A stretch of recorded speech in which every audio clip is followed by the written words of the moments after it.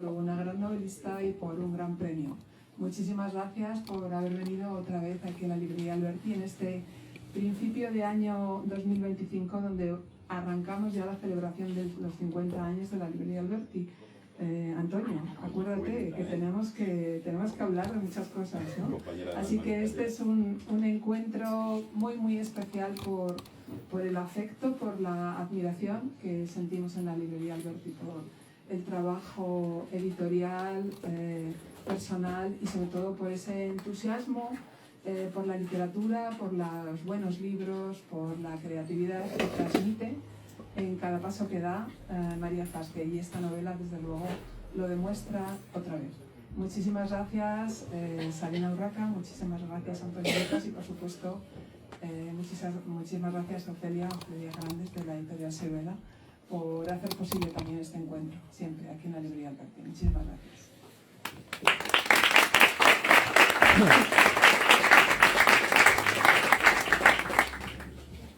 Hola, buenas tardes. Soy Ofelia Grande, directora de Siruela. Muchísimas gracias a todos por abarrotar, yo creo que esto no lo había visto nunca igual, Lola, por abarrotar hoy la librería Alberti para la presentación de este libro. Como todos sabéis, en Siruela llevamos publicando el premio Café Gijón, llevamos publicando el premio Café Gijón unos 17 o 18 años, y es un premio que nos ha dado muchas alegrías. Algunas alegrías vienen de haber podido incorporar a nuestro catálogo a autores consagrados que a través de este premio pues se han acercado a nosotros. Alegrías como poder publicar la primera novela de algunos autores que luego con el tiempo han sido autores conocidos y valorados, y alegrías como esta de ahora de encontrarte como premiada a una colega, a una amiga desde hace un montón de años y a una escritora extraordinaria. El libro con el que María ha ganado este premio es un thriller familiar, he oído por ahí que alguien lo ha llamado así, y me ha gustado mucho porque es verdad que es un thriller familiar como todas las familias. Yo creo que todas las familias, si empezamos a pensar cada uno en la nuestra, tienen algo de thriller, tienen secretos, tienen peleas, tienen cosas que no se saben y se descubren al cabo de los años. Bueno, pues esto es lo que María nos cuenta también con esa literatura que te obliga a seguir leyendo, que te va empujando en cada página, y bueno, que es un auténtico disfrute de novela. Y bueno, no sé si alguno de los que estáis aquí la habéis leído ya. Los que no lo hayáis hecho, por favor hacedlo, porque de verdad creo que es una de esas novelas que merece la pena y de las que harán grande el nombre del premio Café Gijón. Así que sin más, paso a los presentadores. Muchísimas gracias por acompañarnos hoy también, Sabina, Antonio y María, enhorabuena y un honor tenerte en la editorial. Muchas gracias.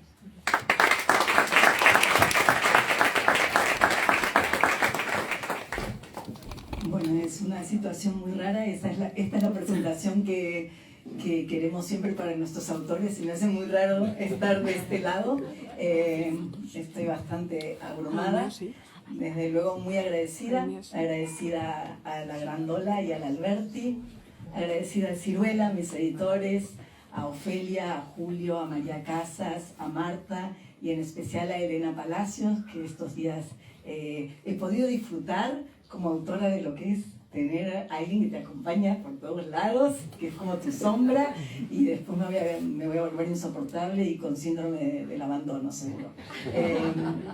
Y es muy curioso y me llena de felicidad ver todas estas caras, incluso algunas que todavía no conozco, porque es muy raro, no me pasó nunca en la vida, desde luego no en mi boda. Y David Lynch decía en el documental The Art Life que él tenía mucho cuidado de que los círculos de su vida no se tocaran, que él tenía un círculo para la pintura, un círculo para el cine, y el otro círculo era su familia, y nadie sabía nada del otro círculo. Y pensaba en eso cuando venía, porque yo tengo mis círculos, ¿no? Están mis amigas de los fines de semana, están mis amigos y amigas del tango, que es como un lado medio secreto, o no tan secreto, y algunos están acá. Y después está el gran círculo, que es como mi familia en España, que es el círculo del trabajo, que es un trabajo muy especial porque no es un trabajo casi, ¿no? Nos gusta mucho. Y están todos acá y gente que admiro, con la que trabajo y que me emociona que estén acá, sobre todo porque hoy estuvimos casi todos en la oficina. El martes va mucha gente porque hay fruta de regalo, entonces es un día que nos reunimos todos y evidentemente tuvimos un día arduo y podían estar en su casa descansando, que no mirando una serie sino leyendo, pero están acá. Y bueno, y gracias también a Antonio y a Sabine, es un lujo. No sé en qué momento de locura se me ocurrió plantearles esto y les agradezco que estén. Y en realidad lo que yo querría es sentarme por ahí y escucharlos, hablar de mi libro, no voy a tener falsa modestia, pero sería más cómodo. Pero los escucho encantada, gracias. Bueno, yo estoy súper contenta de estar aquí hoy. La verdad es que no me esperaba esta especie de teatro romano que se ha montado aquí. Nunca había visto a la Alberti así, entonces estoy un poquito nerviosa y abrumada. Para mí el final del bosque pues me ha pasado algo muy fuerte, que es que pensé, cuando me llegó a casa, ¿no? Ya con la propuesta de presentarlo de María, pues pensé, bueno, le echo un vistacito, ¿no? Digo, ya cuando ya se vaya acercando la fecha ya me lo leo para tenerlo fresco.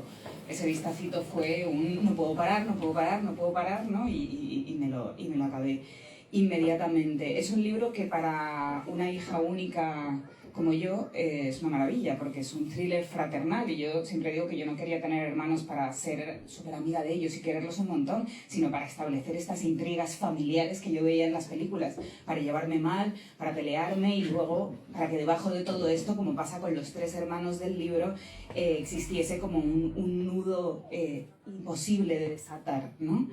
A mí me parece que los epígrafes del libro, en los epígrafes del libro ya hay una declaración de intenciones y ya se está contando mucho del libro, porque el primer epígrafe es de Natalia Ginzburg y ahí está la familia. El segundo es de Elena Ferrante y bueno, y ahí está el amor y la obsesión, ¿no?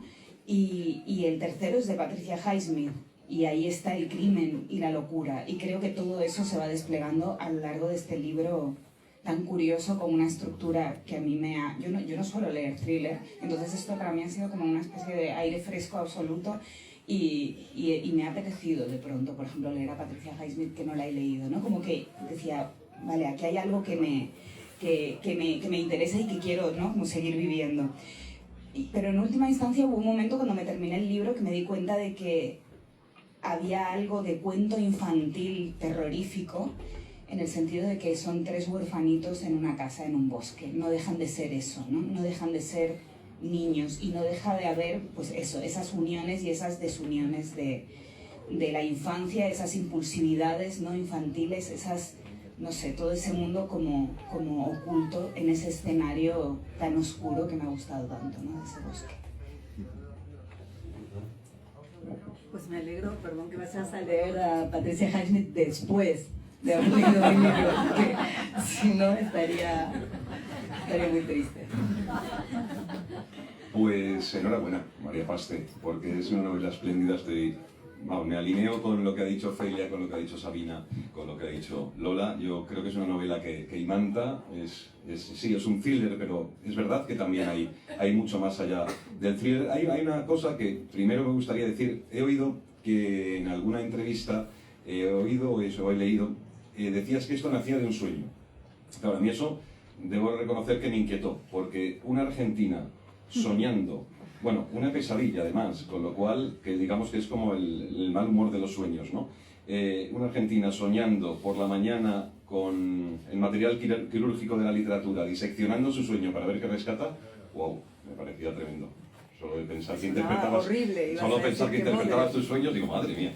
No, la novela es absolutamente espléndida. No sé si es un sueño o es una pesadilla, pero hay algo que nos aloja a todos. Ya no solo el concepto de una familia, que inevitablemente es verdad que es el nudo más difícil de deshacer. Es decir, uno se puede desprender de mil cosas en la vida, pero como bien sabemos, al final del bosque siempre queda la familia y siempre queda con sus adherencias y con sus bálsamos. Y aquí hay eso, la orfandad es importante, pero también es muy importante el deseo, es muy importante el sexo, es muy importante el deseo imprevisto, la pasión imprevista, ¿no? Ese vecino de cabaña.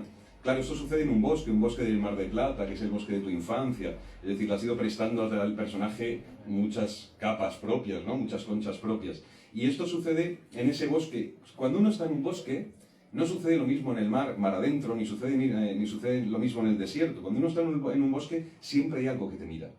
Eso ocurre siempre en los bosques. En el mar adentro os garantizo que nada te mira a no ser que te cruces con otra embarcación. En el desierto seguro que si no hay una banda de tuaregs tampoco. Pero en el bosque siempre hay algo que te mira. Y aquí siempre hay algo que mira, que está mirando en esta novela. Siempre hay una indiscreción, o mejor dicho, hay un voyeur. Siempre hay alguien que en un momento dado está siguiendo todas tus huellas y todos tus pasos y que condiciona tus huellas y tus pasos.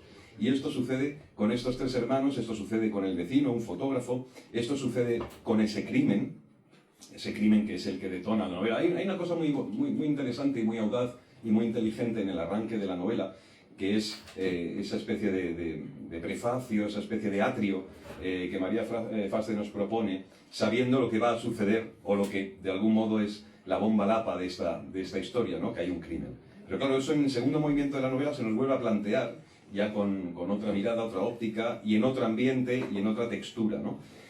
Una textura donde la locura se va haciendo y se va revelando, y esto me recuerda a un verso de Vicente Gervasi, que es: el hombre es un secreto, un poeta venezolano que ya murió, espléndido, el hombre es un secreto guardado por las horas. Y estos son estos tres protagonistas, son secretos guardados por las horas, son silencios guardados por las horas que se van imbrincando, luego se van deshaciendo, pero todo lo que sucede alrededor son frustraciones extraordinarias, incluso la frustración del amor, incluso la frustración de la hermandad. Yo creo que es una novela realmente que cuando empecéis a leerla os va a pasar lo que a Sabina y lo que a mí. La novela es muy arterial y hay algo en esta novela que te va haciendo partícipe de esa familia. Es decir, tú al fin y al cabo eres uno de ellos, no porque seas argentino, hayas veraneado en Mar de Plata y tengas una cabaña en el bosque, sino irremediablemente porque lo que sucede ahí, como decía Simón de Beauvoir, sucede en todas las familias, porque la familia es el primer estadio de la corrupción, para bien y para mal. Y bueno, de momento con esto, yo me paro y hablo más que María Faste, que ya es.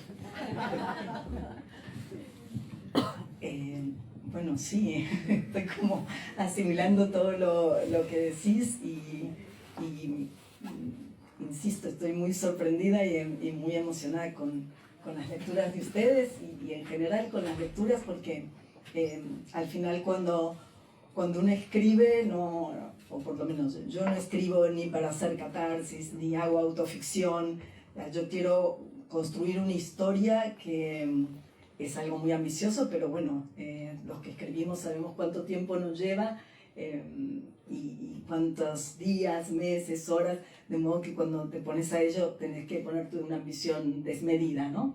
Y esa ambición desmedida para mí es crear una historia que interese, que perturbe y que emocione. Para mí, los libros que yo admiro y que releo tienen esa característica. Pero para crear eso necesito ver cómo lo construyo, ¿no? Cómo construyo esa familia, cómo construyo la narradora y cómo armo la historia de tal manera que acá hay escritores de novela negra, que siempre digo que es lo más difícil de escribir, ¿no? Porque no solo tenés que escribir una buena novela, sino que además tenés que poner bien las pistas, tiene que ser verosímil y sorprendente, ¿no? Que es algo que espero haber conseguido. Pero entonces, el objetivo era crear ese mundo. Al final, la literatura propone eso, ¿no? Con cada novela, un escritor pone en la realidad otro mundo que no estaba antes. Y a veces ese mundo lo sentimos más vivo, esos personajes los sentimos más cercanos que gente que hemos conocido. Entonces, volviendo a lo del sueño, yo para todos mis libros siempre parto de algo que me pasó o de algo que escuché, no creo de la nada, ¿no? Hay algo que digo, ahí hay una novela. O quizás en mi propia vida hubo una anécdota o un episodio que llegó hasta un punto y ahí me pregunto, ¿y qué pasaría si? ¿No? ¿Qué pasaría si yo sigo, si en vez de no volverme a ver con este hombre, pues lo vuelvo a ver? cada año, en fin, esos delirios, y así van saliendo las novelas. Y en este caso, bueno, lo conté varias veces, yo tuve hace 3 años y medio esta pesadilla de mis hermanos y yo, adultos, ocupábamos una cabaña en el bosque de la infancia, en el bosque mítico que nos encantaba ir cuando estaba nublado, decíamos, por fin está nublado, para no ir a la playa e ir al bosque. Estábamos allí, los 3 hermanos solos, adultos, y como pasan los sueños que no se ve en el sueño, pero uno sabe, hay más información, ¿no? Que era, nuestros padres murieron. Y yo me asomaba a la ventana, llovía y había un hombre tirado en el suelo, inmóvil. Ese era el sueño. Me desperté así y yo sabía en el sueño que uno de los 3 lo había matado. Entonces me prendí la luz y apunté en el blog la historia, que eso por otra parte es una enfermedad, no sé si a ustedes les pasa, muy de escritor, ¿no? Tenés un sueño terrible o incluso te pasa algo terrible, qué sé yo, te están abandonando o tu padre se murió y decís, qué dolor, qué horror, con esto voy a hacer una novela. Ese es inmediato, ¿no? Es algo muy perverso que no creo que ni siquiera puedo decir, y eso nos ayuda a sobrevolar, ¿no? A sobreponerte al dolor, no. Funcionamos así porque estamos locos. Entonces dije, acá tengo una novela. Ya mañana pensaré quién es el que está ahí en el barro y demás. Y como en todos mis libros me gusta contar historias de amor, me causó gracia una reseña porque decía, uy, me asusté cuando apareció la historia de amor porque yo odio las historias de amor, decía el crítico, ¿no? Pues no, acá hay una historia de amor también. Y decidí que la historia de amor iba a ser con ese hombre que estaba ahí, probablemente muerto. Y a partir de ahí empecé ya me alejé de la pesadilla y empecé a construir eso. Creo que Rodrigo Rey Rosa me dijo una vez, en la novela lo único que tenés que saber es quién es el protagonista, cuál es la voz y tirar de ahí. Y bueno, y yo dije, la mujer que mira por la ventana, que tendrá muchas cosas mías, pero evidentemente no soy yo, es la que va a contar la historia. Y bueno, y tengo una novela negra, ¿me animaré a hacerlo o me escaqueo y me voy por otro lado? ¿Tendré el suficiente talento como para hacer eso tan difícil que yo me la paso leyendo y admirando, ¿no? Y dije, bueno, vamos a intentarlo.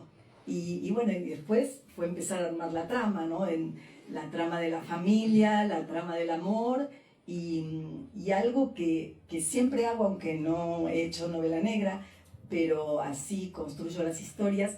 De hecho, con los autores con los que trabajo, la pregunta que hago siempre es, ¿pero por qué el lector seguiría leyendo? Vale, está muy bien, está genial escrito, deslumbra, pero ¿por qué tendrías que seguir leyendo? Y me parece importante tener como esa atención con el lector de, si yo escribo de maravilla y esta frase te va a encantar, pero también vas a averiguar algo. Que eso que vas a averiguar no es quién mató a quién, sino, bueno, pero qué había pasado con la madre, o se quedará con ese hombre, lo abandonará, se irá a vivir a otra parte.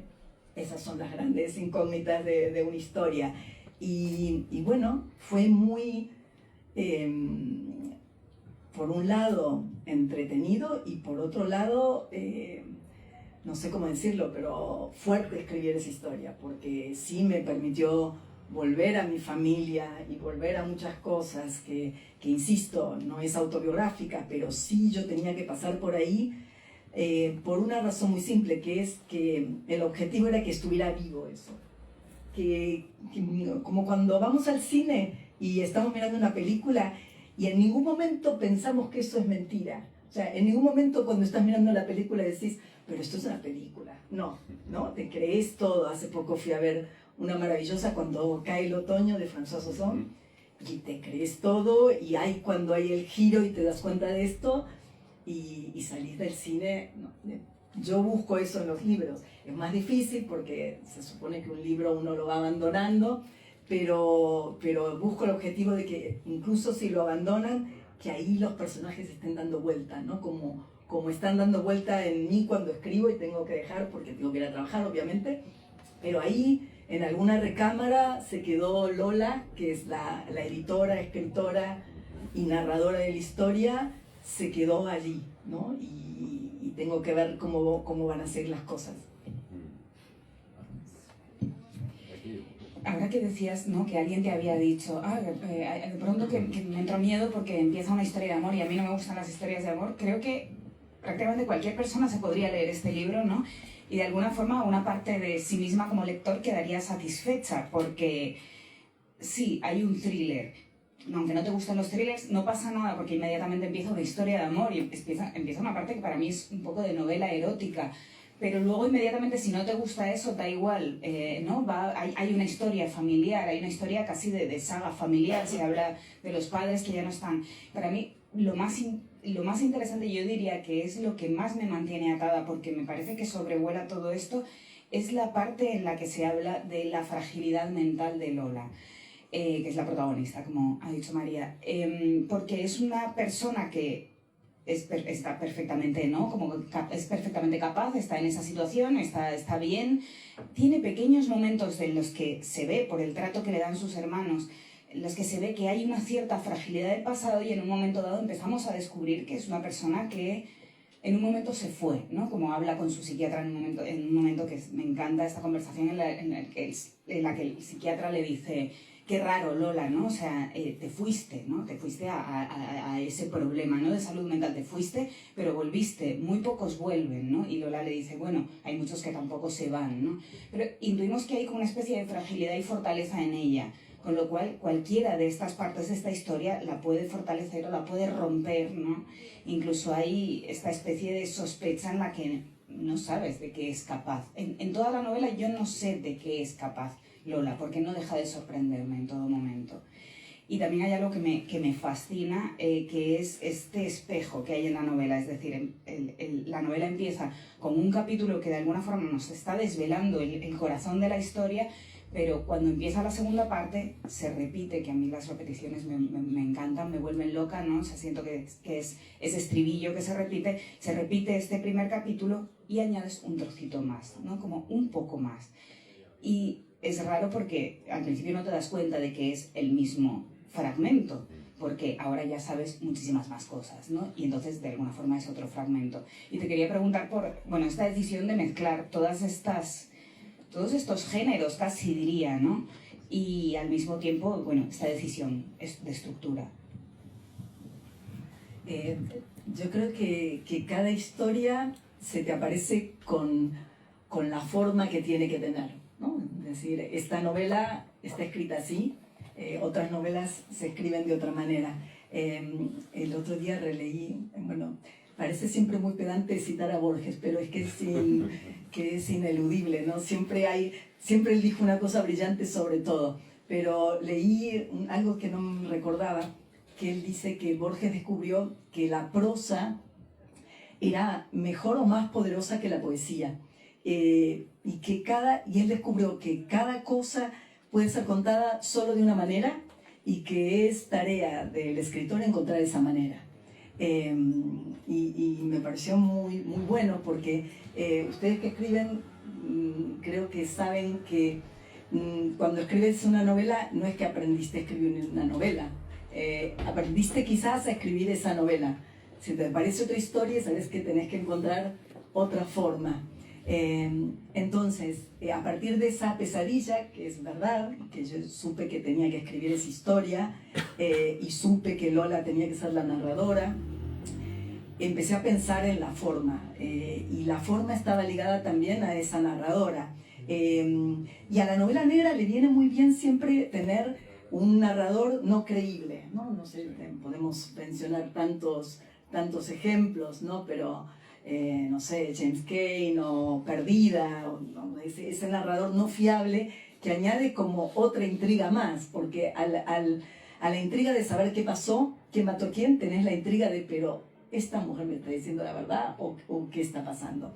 Entonces me pareció que le venía muy bien y a partir de ahí fue explorar y bucear en esa fragilidad mental de Lola que es muy particular, ¿no? Porque es como como le dice el psiquiatra, entra y sale, ¿no? Entra y sale. Y que el lector decidiera en qué momento estaba dentro o estaba fuera, ¿no? Y además esta dicotomía que es bastante común en estas enfermedades conocemos actrices que las han tenido, conocemos de personas totalmente funcionales, pero que tienen esta fragilidad. Incluso hay momentos en donde Lola recuerda algún momento de este tipo, delirio, y dice, entonces, de miedo, ella le tiene miedo a la hermana médica, que la hermana siempre está diciendo te encierro o te guardo, incluso ya si dice algo inconveniente también, ¿no? Como pasaba en la época de antes, cuando las mujeres o tenían amantes o no hacían lo que les gustaba a la familia, pues las encerraban en la salpetriera o donde fuera. Entonces ella, cuando tiene miedo, dentro de su locura dice, bueno, a ver, me voy a hacer de cuenta que estoy normal, voy a actuar como si fuera una persona normal, y esa normalidad la va normalizando. Y eso es muy curioso porque sucede, y me parece que eso tiene que ver también con una idea. A ver, todas las ideas no aparecen cuando escribo, ¿no? A mí me interesa la trama, los personajes, todo. Pero una vez que ya la novela está escrita, Stephen King, que escribió ese libro maravilloso mientras escribo y da muchos consejos de escritura, y uno de ellos es que al final, o sea, ya en la última capa de corrección, está bien ver los elementos que uno puede desarrollar como símbolos, o como, por ejemplo, yo no me había dado cuenta, yo soñé el bosque y tenía que pensar en el bosque, y cuando la terminé dije, pero claro, el bosque tiene un montón de simbología, vamos a explotar un poco eso. Y del mismo modo, me gustó pensar en esta idea con respecto a los personajes, que es la misma que le pasa a Lola, es decir, su psiquiatra nunca le dice qué tiene. Ya, está claro que muy normal no es, ¿no? Pero ¿quién es normal? ¿No? Nadie. Esa era una frase de la hermana que luego quité, pero ¿quién es normal? Entonces el psiquiatra sabe que ella tiene alguna perturbación, pero nunca le da un diagnóstico, ¿no? Nunca le dice sos bipolar, sos esquizofrénica, y eso, curiosamente, a Lola le permite como convivir con esta perturbación que ella tiene, ¿no? Es distinto de si tenés, qué sé yo, una alergia que te tienen que curar, o algo más grave, un cáncer, ¿no? Entonces hay que tener un diagnóstico preciso para extirpar, pero las enfermedades psicológicas son muy vagas, ¿no? Incluso hay una escena romántica o erótica, me alegra mucho que nada menos que vos hayas dicho eso, en donde los dos dicen, esto se parece a la locura, claramente, ¿no? Y estar enamorado es un estado de locura. Pero un trabajo que yo quería hacer con todos los personajes y que incluye la locura es que los personajes uno no pudiera definirlos del todo, o sea, y que fueran evolucionando a lo largo de la historia, y que los giros de sorpresa tuvieran también que ver con giros de esos personajes, ¿no? Ese es como también un consejo que da Patricia Highsmith, ¿no? Que los giros en la trama tienen que estar unidos a giros en los personajes. Y es bonita también esa idea que vos podés decir, pues el hermano, qué hijo de puta, pero al final decís, bueno, pero atención que el hermano es el único que lee, ¿no? Y la hermana decís, es que esta hermana, pero luego, ¿no? Incluso el exmarido, ¿no? Hay una frase en la novela, hay personajes, están los tres hermanos, hay personajes reales presentes en ese bosque, que son los tres hermanos, el vecino, muy importante, una vecina que lo mira todo. Esos son los personajes que están allí. Bueno, y un par de policías que hacen lo que pueden por ahí. Que seguro que Santiago Díaz me dice, esto no va a funcionar. Pero luego están esas presencias que son los padres muertos, que están ahí totalmente omnipresentes. Silvia, que es un personaje clave, que no está, pero está, y que es la que motiva, de algún modo, es uno de los hilos del crimen. Y esos personajes están, ¿no? Y van fluctuando. Y el exmarido, ¿no?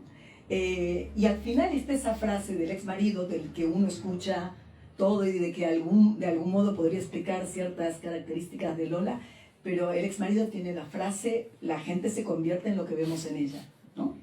que es algo que incluso me viene bien a la historia, pero creo que es un concepto bonito para la vida, ¿no? De no terminar de definir, ¿no? De darle al otro la oportunidad de que cambie, ¿no? Aunque no cambie, pues mejor para uno y para el otro.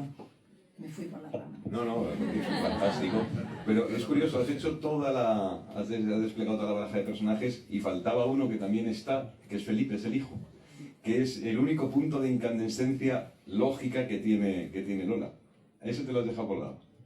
Sí. Mira, mi hijo que no está acá, está en espíritu. Pero si no eres tú. Pero ese hijo es mucho mi hijo, porque tiene muy poquito, son como sus diálogos. Sí, y además también pensé esa figura del hijo como otra intriga. A mí de verdad que me preocupa mucho que al lector le interese el libro, le interese y quiera saber. Entonces voy incorporando cosas. Y me pareció interesante que el hijo, bueno, no sé si estoy haciendo mucho spoiler, creo que no, al final, da igual, que el hijo que es para ella un foco de perturbación, que cuando esa protagonista tuvo esos delirios, su delirio era mi hijo está en peligro, ¿no? Justamente no aparezca nunca y el lector diga también, pues quizás está en peligro, ¿no? ¿Por qué no llama? ¿No? Y a lo largo de toda la novela, además de querer saber qué va a pasar con el vecino, se va a quedar, qué va a pasar con la herencia, qué va a pasar con esto, y el hijo llamará, no llamará, le habrá pasado algo, y ese hilo está también en suspenso hasta el final. Es que es verdad, es que es muy... Gracias por recordarlo. No, es que es muy... a mí me parecía importante por eso mismo. Y luego, porque el libro, tú lo has definido muy bien al hablar de los personajes, tiene esa especie de personajes muy bien delimitados, pero con contornos difuminados en ocasiones, que es importante para él hacerlos más elásticos y para que puedan ir dando esos quiebros y esos sobresaltos, porque también hay sobresaltos.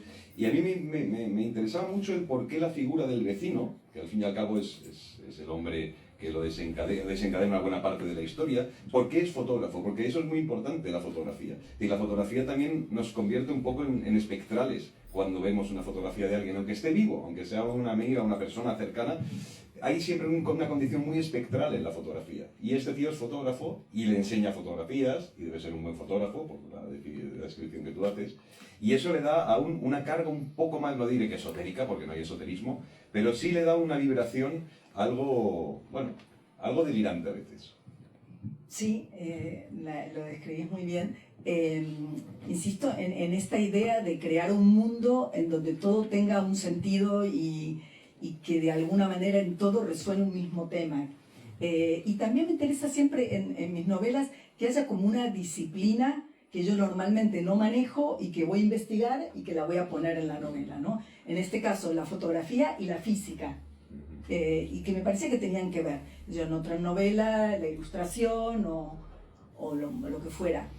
La fotografía me parece muy interesante y me parece muy cercana a la escritura, porque un buen fotógrafo es aquel, bueno, hay una tradición en los pueblos indígenas que no se dejan fotografiar porque la fotografía te roba el alma, y algo de ese robar el alma está. Y los buenos fotógrafos podemos mencionar tantos, ¿no? Gary Winogrand, Friedlander, muchos están mencionados. Como los buenos escritores, lo que hacen es captar el detalle que te permite construir una historia, que te permite construir una identidad, un personaje, una psicología. Es un detalle apenas, ¿no? Puede ser un zapato que no existe o... En fin, es algo propio de los fotógrafos y tan admirable. Entonces, me gustaba esa idea de que este hombre del que ella se enamora tiene ese talento. También sí quiere ser escritor, pero ahí como escritor es más dudosa la cosa. Pero tiene ese talento y sobre todo algo que todos nos vimos representados, ¿no? Que creo que todos nos identificamos en el momento que nos enamoramos de alguien. Nos gusta y nos hace sentir como interesantes o queridos, que el otro te quiere investigar, ¿no? Que el otro quiera averiguar. Y entonces la fotografía permitía eso, porque él había fotografiado a otras mujeres, ¿no? Y medio la había como enmarcado, pero nunca la llegó a fotografiar. En cambio, no vamos a decir a quién, pero a otra mujer de la que ella está celosa, y ahí está otro gran tema de la novela, sí la fotografió. Y entonces está esa idea de la otra le interesaba más que yo, ¿no? Quería investigarla más que a mí, y eso me parecía rico para la novela, sí. Con respecto a esto que decías, ¿no? De que los personajes, pues eso, de pronto dices, qué horror este personaje, pero es el único que lee. Me encanta que esa sea una razón para querer a alguien, porque sí, aunque sea criminal, en plan, bueno, pero lee. Pero, bueno, pero está muy bien, o sea, yo creo que eso está muy, muy bien llevado a lo largo de toda la novela, porque todos los personajes son terribles. Para mí todos, o sea, Lola me hay veces que me pone muy nerviosa. Y al mismo tiempo, y se odian entre sí, y al mismo tiempo se necesitan absolutamente. Y hay perdón, voy a sacar el móvil porque no me he traído el libro, entonces le he sacado foto a las páginas, ¿no? A los subrayados que tenía. Y hay dos momentos que a mí me parecen muy curiosos, que es cuando... Bueno, primero un momento que no sucede en familia, pero que a mí me parece que explica gran parte de la relación entre los personajes. Esta relación que muchas veces es buenísima, o sea, buenísima no. Muchas veces es amorosa, con ese amor familiar que es tan extraño muchas veces, ¿no? Que pasa por el odio y está entreverado absolutamente. Pero curiosamente la frase se dice en un momento en el que Lola está con Ernesto, que es este vecino, ¿no? Con el que tiene una aventura. Y dice, a ella se le cae una taza y se le rompe, y él dice, ni la taza se va a desromper, ni el té se va a desderramar, recitó él. Y dice, y quise clavarle un trozo de la loza que se agachó a recoger, o subirme encima y besarlo y hacerlo allí mismo, sobre la loza rota. Los sentimientos no eran exactos como la física. O sea, esto se puede adjudicar casi a cualquier relación de estos personajes. Le clavaría una losa rota o al mismo tiempo lo querría muchísimo. Y luego hay una parte que a mí es lo que más me impresiona del libro, que es cuando ya ha sucedido algo que no voy a contar, pero que bueno, que sé, como el crimen de la novela, ¿no? Y un poco se tiene que recomponer la realidad. Después de eso, Lola se levanta, después de que la hemos visto como odiar a su hermana, o que su hermana se nos ha hecho odiosa a través de la descripción de Lola, y también su hermano, ¿no? Ella se levanta y de pronto su hermana, que es como un poco la hermana responsable, aunque es la hermana mediana, y Lola es la mayor, pero parece como que se invierten un poco los roles, y que Juana es como la más maternal con Lola, y se llevan como, bueno, hay como un poco rencilla, hay una situación como tensa, pero Lola se levanta y dice, Juana no me había preparado el desayuno y me sentí perdida, como papá cuando mamá dejaba de colgarle en el ballet la ropa que debía ponerse, ¿no? O sea, esto me resultó como desgarrador, porque pensé, después de todo esto, o sea, ella se levanta y lo primero que necesita es ese desayuno que todos esos días que han pasado en la cabaña, esa comida que todo el rato ha estado, que Juana es la gran proveedora, o sea, es la que está cuidando ese lugar. Debo decir que para mí Juana es el personaje más escalofriante al mismo tiempo, porque ¿quién es Juana, no? O sea, que haya, y es una fanática religiosa, es una cosa muy rara y está obsesionada con cuidar a los otros, ¿no? Pero a mí ese momento me impresiona mucho, cuando Lola se levanta y dice, ¿dónde está mi hermanita que me tiene que cuidar, ¿no? Ahí es cuando yo digo, vale, aquí estás, María Faster, eres una perversa absoluta. Y digo, bien, gracias. Pues a Ángeles le gusta mucho Juana. A mí también me gusta Juana, no la veo tan... algo esconde, que no sabemos. Pero no sé, ahora me quedé sigan ustedes. Sin Juana, quedaste sin Juana. No, un poco que, o sea, como que nos hablases un poquito, si te apetece, de cómo estas fluctuaciones de los personajes, o sea, cómo, para mí es todo un arte y es algo que me interesa mucho, cómo hacer que un personaje sea odioso o resulte odioso o sospechoso, ¿no? Y al mismo tiempo de pronto lo veas en este estado de máxima ternura, porque a mí aquí Lola me da una ternura terrible, quiero cuidarla, ¿no? Quiero ser Juana, de pronto, y hacerle el desayuno. Es que los personajes tienen que estar vivos como las personas que conocemos a diario, y a cuánto nos pasa, que a uno que un día no lo puedes soportar, al otro día, ¿no?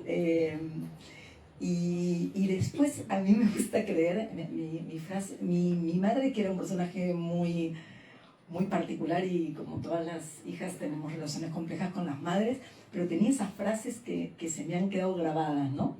Que ella, por ejemplo, leía, esto lo he dicho muchas veces hablando de Sprout, digo, esto le gustaría a mi mamá, porque a ella le gustaban las películas y los libros donde, según ella, todos eran buenos. Entonces, ella le daba lástima al amante, pero claro, también le daba lástima a la esposa, y le daba lástima al tipo, y le daba lástima al padre, y ahí ya ella disfrutaba con esa situación de que todos eran buenos. Y yo sin llegar a eso, porque los personajes hacen cosas terribles, como bien dijeron, pero sí me gustaba esa idea o ilusión, pero cada lector juzgará, de que en el fondo todos tenían una razón para hacer lo que habían hecho, ¿no? Y también esta idea de que en la novela, al menos en la novela, no se los acababa de definir, no se los acababa de etiquetar, ¿no? Que es algo que nos pasa tanto en la vida y que nos pasa con nuestros propios hijos, ¿no? No sé que ustedes, pero que tienen hijos, ¿no? Que cómo hay que cuidarse de no decir igual a tu padre, ¿no? Esa es la frase de que hay que evitar, aunque te la estés, porque va a crecer pensando, uy, soy igual a mi padre, qué desastre, ¿no? Y eso ya va marcando, ¿no? Y después, por otro lado, otra idea que también... Pero todo esto, mientras escribo la historia, qué se van a decir, y otra cosa que me preocupa mucho es que haya humor. La ironía ahí, sí. Que si se ríen un poquito, yo estoy muy feliz, porque me parece que el humor lo afloja todo y al mismo tiempo vuelve más dramático lo dramático, ¿no? Bueno, la gran maestra es Lucía Verne, ¿no? Que dice, puedo escribir las cosas más terribles con tal de hacerlas divertidas. Y a mí me gustaba que hubiera ahí escenas como en el filo, ¿no? Cuando la hermana reza y llora, pero de repente... ¿Cómo que soñaste eso? Qué feo, ¿no? O sea, esos diálogos que, bueno, es un lugar común, pero a mí me gustaría hacer Almodóvar en esos momentos, ¿no? De crear esos contrastes tan grandes. Pero me voy por las ramas y, ¿qué iba a decir? No, lo que iba a decir... ¿Qué iba a decir? Que todos fueran... Si supiese yo lo que ibas a decir sería como... Que todos fueran... No, que hubiera humor, que todos fueran buenos y que no los acabaras de definir y que incluso un personaje en el que no te habías fijado al final resulte clave, ¿no? Y bueno... no, ya sé por qué, a qué iba, que cuando yo escribo pienso la historia y cómo lo voy a ordenar y cómo hacer básicamente que el lector quiera seguir en la siguiente página y no lo quiera abandonar, pero después, una vez que lo terminé, me vienen como ideas, ¿no? Me vienen como, y por ahí está buena esta idea de que está bien, esa es la familia que tiene cada uno y cada uno piensa en su familia. Lo que hizo el padre, lo que hizo la madre, y hay casos mucho más terribles que los de esta familia, por supuesto, ¿no? Incluso nos podemos ir a historias más negras, historias de abusos o lo que sea, ¿no? Pero yo creo que la clave es, y en la vida, ¿no? No sé si en la novela, pero es, bueno, eso ya está ahí. ¿Qué hace uno con eso, no? Que lo importante no sea tanto volver atrás, sino... esto ya lo tengo ahí, a ver qué va a pasar mañana, ¿no? Y esa idea me gustaba. Un buen test de estrés de las novelas, por lo menos a mí como lector, es cuando acaban, las novelas tienen toma de tierra, es decir, no son distopías, es algo cercano e inmediato, y uno se plantea, o se pregunta, mejor dicho, ¿qué sucederá con la gente de esta novela? Es decir, ¿qué sucederá con ellos? Es decir, esta gente, ese viaje, no creo que para ellos sea un viaje iniciático, pero desde luego es un viaje absolutamente dramático, en el que inevitablemente ya no se sale con las mismas ropas con las que uno entró a esa cabaña. Y yo creo que eso es uno de los momentos en los que una novela empieza a tomar sentido, cuando se queda rumoreando qué podría suceder con estos tres, cómo habrá llegado ella a Madrid, qué hará el hermano, qué hará Juana, Creo que eso sí que lo has conseguido. Es decir, el motivo por el que uno acaba las novelas también es por saber en qué punto tiene que continuar de algún modo como lector a la novela. O si no la novela, por lo menos, en qué punto tiene que acompañar un poquito más a esos personajes.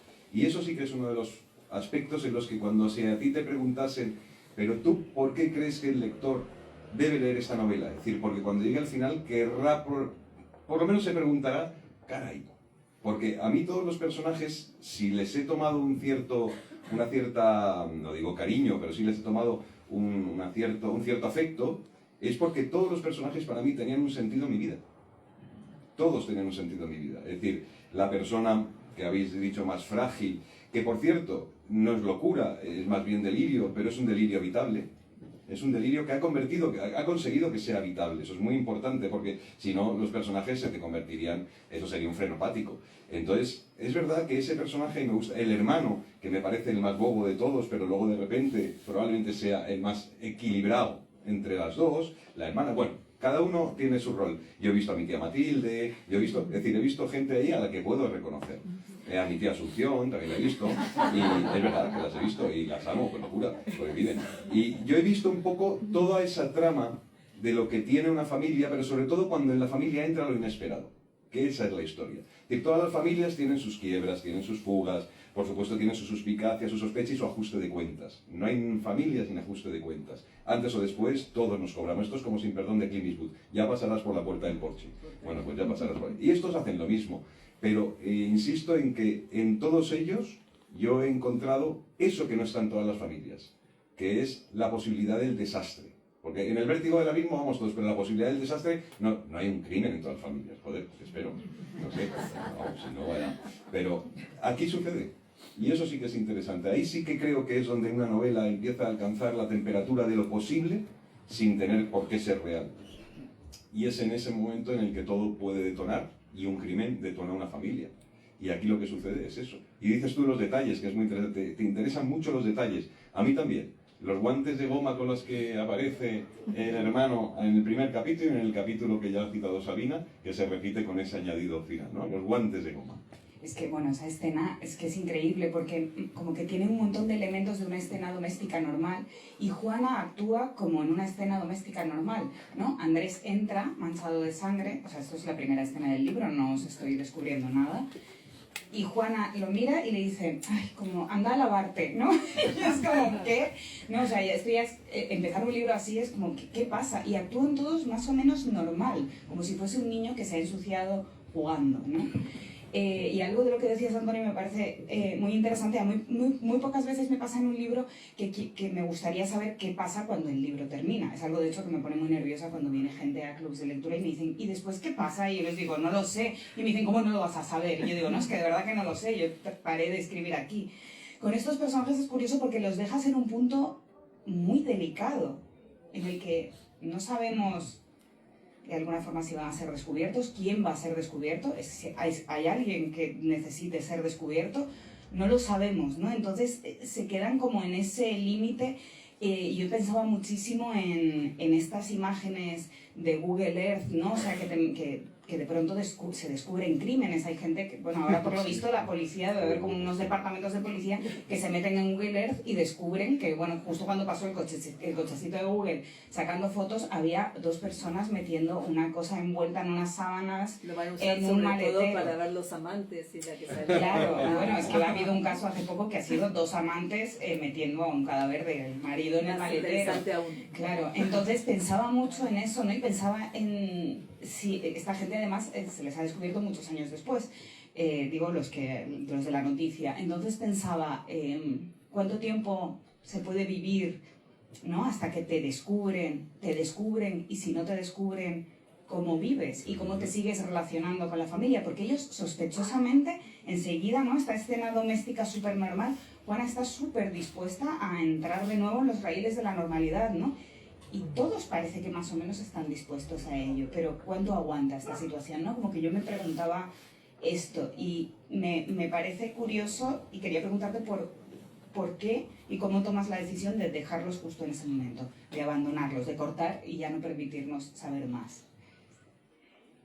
Es que yo creo que que en realidad sabes ya todo lo que tienes que saber. Hay una cosa muy importante y es que hay que pensar que todo esto sucede en la Argentina. No sucede en un bosque de acá, que la policía no dejaría las cosas así nomás. Esto sucede en la Argentina. Hay que aclarar que uno de los policías está compinchado con el hermano abogado porque el abogado le resuelve el divorcio. Y hay otros elementos más que no los puedo decir porque es spoiler, pero que se saben al final y que yo quiero creer, ahí los autores de novela negra me juzgarán, pero yo quiero creer que es verosímil, que he logrado que sea verosímil y sorprendente. Quiero decir que no es que no sabes mucho, sí, no sabes qué pasará con la hermana, es que si vamos nombrando los hilos, vamos a hacer spoiler, porque se va a saber mucho. Así que O sea, mejor no. más que si el crimen, ¿no?, se resuelve o no. El micro. ¿Cómo? Sí, perdón. Más que si el crimen se resuelve o no, me refería a cómo viven ellos, sí, se resuelve, cómo viven ellos emocionalmente lo que ha pasado, cómo se continúa adelante y cómo te sigues relacionándote con tu familia, ¿no?, tras una situación de este tipo. ¿Cómo sigue alguien con una salud mental algo frágil después de esto? Y bueno, esa es la imaginación de cada lector. Yo lo terminé allí, pero si la novela está bien, creo que hay elementos en la novela que permiten pensar qué va a pasar con esa hermana. E igual pasa que todo sigue igual, que es muy normal eso. Y a mí me gustan mucho esas historias. Bioy Casares tiene muchos cuentos así, ¿no? Que empiezan de una manera, pasa algo muy grave o por ejemplo, una influencia aún más grande que la de Bioy, que son las películas de Romer, ¿no? Me encantan las películas de Eric Romer. Y entonces parece que casi no pasa nada. Que lo que pasa que es que un hombre que está casado, todos los días a la hora de la siesta va a ver una mujer con la que se acuesta y después vuelve a la casa. Y hay un día, puedo hacer spoiler de una peli de Romer, pero igual la tienen que ver. Y hay un día en que decide que en vez de ir a acostarse con la amante, va a llamar a su mujer a la hora de la siesta y se va a acostar con ella. Y bueno, y esa es la película. ¿Y qué pasó? Vuelve al mismo lugar, porque siempre se siguió acostando con la mujer, pero tuvo que hacer todo ese camino. Entonces, a mí me gusta pensar la novela como todo un camino que tuvieron que hacer para hablar de ciertas cosas, porque a la manera de esa familia, pero las hablan, y eso ya está ahí. Y luego, el otro tema que no mencionamos, pero que es clave y que tiene que ver con el crimen también, es la herencia, ¿no? Que es totalmente, forma parte de la trama, y es que esos hijos están allí porque sus padres han muerto, hay una herencia material importante en juego, pero como siempre pasa en las familias, la herencia material no es la herencia material. O sea, esa casa que todos quieren tener y se quieren quedar, en este caso el hermano, por supuesto, no es eso. Lo que pasa es que los hijos que quedan quieren hacer justicia cuando no hay un testamento, ¿no? Quieren que lo que pase después haga la justicia de lo que ellos creen que sufrieron como hijos durante la vida. Entonces, ese era el otro también tema y la otra intriga que tampoco desvelaremos. Y yo no sé si hay preguntas, ¿no? Bueno, antes de una pregunta yo quería hacerte una sugerencia. Porque ya que hemos hablado de ese capítulo con insistencia, esa especie de introito de la novela, ¿por qué no lo lees? Claro. Que no es tan extenso y es muy hermoso y se hace mucho en Alemania, los autores leen. Muy buena idea. No, hombre, como no tenés argentino, tú, no claro. va a sonar argentino. No va a sonar. Voy a sacar mi acento argentino, que lo tengo olvidado para los argentinos.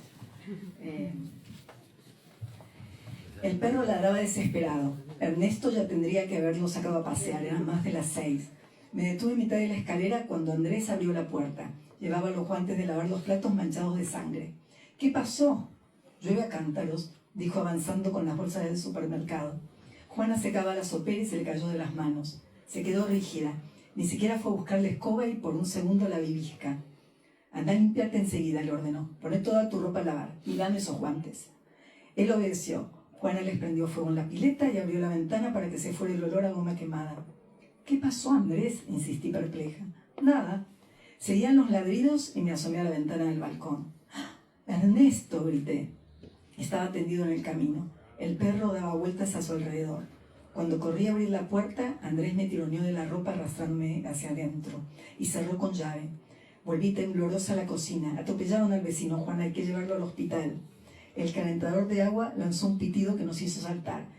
Ella llenó el termo, barrió los trozos de la sopera y los tiró a la basura. Después fue con un trapo hasta la puerta, frotó la llave y el picaporte de los dos lados, puso el trapo en el lavarropas y se sentó con la matera. Andrés bajó con una camisa y un pantalón limpios. Llamemos a la ambulancia, dije, pero ella le pasó el mate. Voy a leer solo el fragmentito siguiente para que vean que en realidad la novela empezaba aquí, pero yo le quise meter el otro mazazo antes, que era el sueño. Era la hora en la que enloquecían los pájaros. Un cartel de madera daba la bienvenida al bosque de Peralta Ramos, reserva forestal. A los lados del camino se alzaban los mismos pinos y eucaliptos de la infancia, pero nosotras no éramos las mismas. Las casas abandonadas y derruidas tampoco. Habían clausurado la cabaña del té, unos tablones atravesaban las ventanas polvorientas. El olor mentolado me trajo la imagen de mamá desplegando el mantel en el pasto, Caperucita Roja, el lobo feroz, Andrés escondido.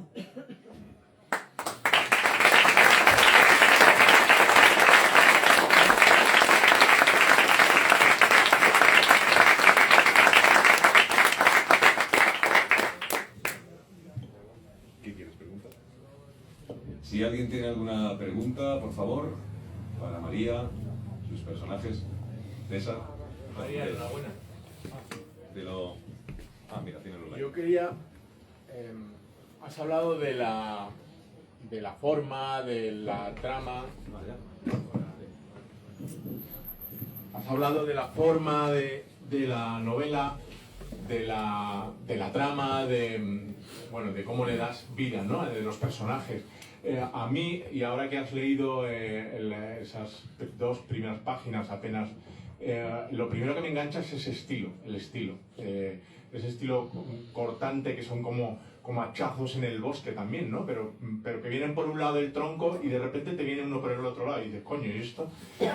¿Cómo llegas a encontrar ese estilo tan distinto y que anticipa ese magnetismo que atrapa al lector, o por lo menos a mí me atrapó, ¿no? de esas primeras frases? Bueno, gracias. El estilo. Hay una frase de un autor francés que dice, el estilo es uno mismo. Y cuando el estilo se llega a parecer a lo que uno es, pues es más fiel a uno mismo, ¿no? Pero yo vuelvo a lo que te decía antes, de que el estilo lo da la historia. Quizás no lo hubiera escrito de esa manera si fuera otra historia, pero a mí me interesa mucho, ya en una última etapa, o sea, cuando escribo no estoy pensando en el estilo. Y a veces me sale fluido de entrada y creo que la historia tiene que avanzar.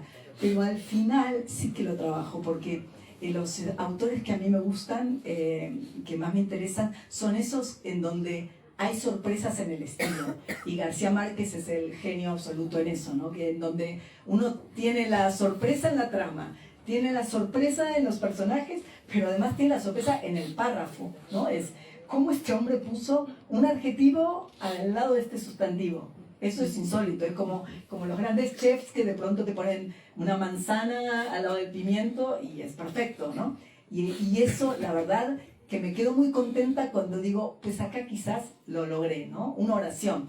Si pones también muchas juntas, se desactivan. Es que el estilo es como un compuesto químico, ¿no? En donde no hay que abusar.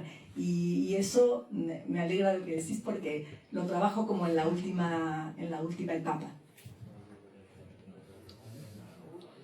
A lo mejor por ahí. Pues sí. Pues hola, quería saber cómo conviven la María directora literaria, la María editora, con la María lectora. Si es un proceso como cuando te miras en un espejo que al estar tan cerca en realidad no puedes verte, o si hay un trabajo de una que está operando sobre la otra. Y luego, al ser argentino-española, al menos en el habla, si el narrador, los personajes, claro, son personajes argentinos de hablar argentino, pero la voz del narrador, ¿cómo, si hay un punto en el que te ves forzada a tener que modular si quieres ser más español hablante o más argentino hablante? Gracias por la pregunta, que es muy interesante, y supongo que tuviste un lapsus. Lo que me preguntas es cómo conviven la editora y la escritora, ¿no? Porque las dos son lectoras. Sí, pero igual las dos son lectoras. Todo sale de la lectura, ¿no? No hay editor si no lee, no hay escritor si no lee. Pues conviven muy bien y muy armónicamente, y de hecho creo que es lo ideal. Estaría bien que todos los... Bueno, Sabina es editora también. Creo que es muy sano. Es decir, cuando yo escribo, no pienso en mí como editora, solo quiero parecerme a esa tríada que mencionaba Sabina, ¿no? Quiero parecerme a Patricia Highsmith, a Elena Ferrante, a Chandler, a Carrer. Escribo así con una arrogancia enorme. No me edito a mí misma, obviamente, luego me corrijo y tal, pero los escritores somos los menos autorizados a vernos, ¿no? Por eso cuento con muy buenos editores, con amigos implacables, con un hijo implacable, que me sacan más o menos buena, porque lo que es una verdad, como una catedral, es si alguien te dice que algo no funciona, es que no funciona. No hay manera, lo tienes que cambiar y ya encontrarás el modo.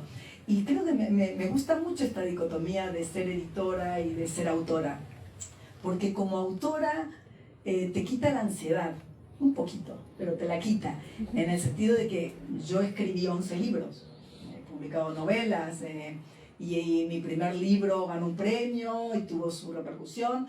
Mi primera novela se publicó en francés, en Gallimard, antes que en español, en 5 idiomas, pero después todos mis otros libros casi inadvertidos, gané algún premio por ahí, y de pronto esta novela, entonces eso te muestra lo que pasa, que todos sabemos, ¿no? Que nunca se sabe lo que va a pasar, si un libro va a tener éxito, si no, y eso te hace ser paciente como editora, lo sé muy bien, lo sabemos todos los que estamos acá, creemos que un libro puede funcionar por tal cosa y lo trabajamos, y mi super equipo trabajamos esos libros pensando que va a ser siempre un éxito, pero luego la realidad puede ser distinta, ¿no? O al revés, dices, esto no sé, ¿no?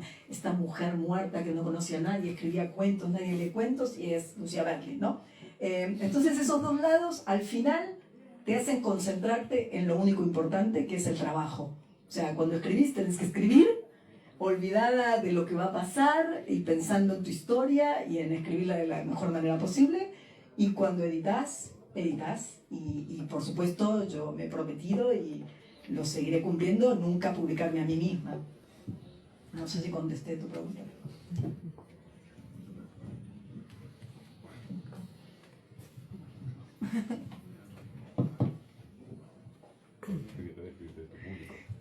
Pues nada, yo he sido muy feliz esta noche, de verdad, no me lo hubiera imaginado nunca mientras escribí esta novela, y estoy muy contenta, y espero que les guste, y muchísimas gracias a todos y a todas por haber venido.